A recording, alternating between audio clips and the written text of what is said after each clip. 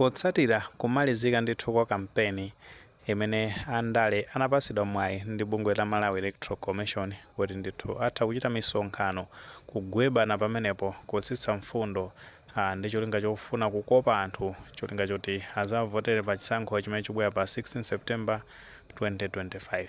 Ndeti kakutengani mbuyo pang'ono pamene ndithu bungwe limene la Malawi Electoral Commission officially anasegulira ndithu kampeni pana ndithu pa 14 July pamenepo chaka cha 2025.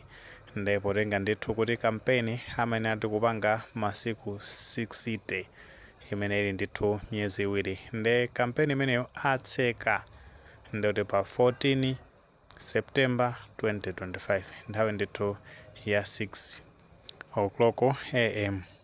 Ndekuti zikatero ndekuti palibe ndithu amene amaloledwa kuti achite ndithu misonkhano yokopa anthu ka ndi zina zotero polenga ndithu ndi malamulo amene bungwe limene la Malawi Electoral Commission limasatira.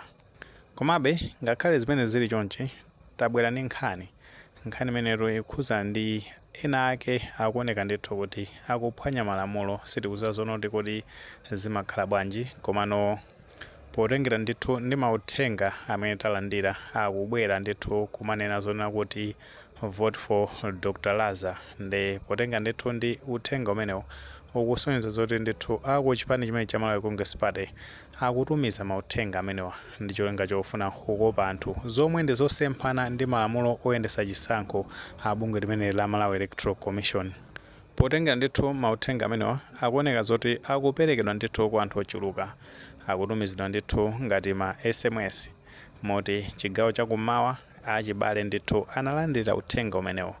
Ndi chikufikanso ndithu chigawo chakumadzulo anatumiziridwanso uthenga umenewo ukhala ndithu kuti vote for Dr. Laza pa 16 September ndimene ndithu uthenga umenewo ukubwerera.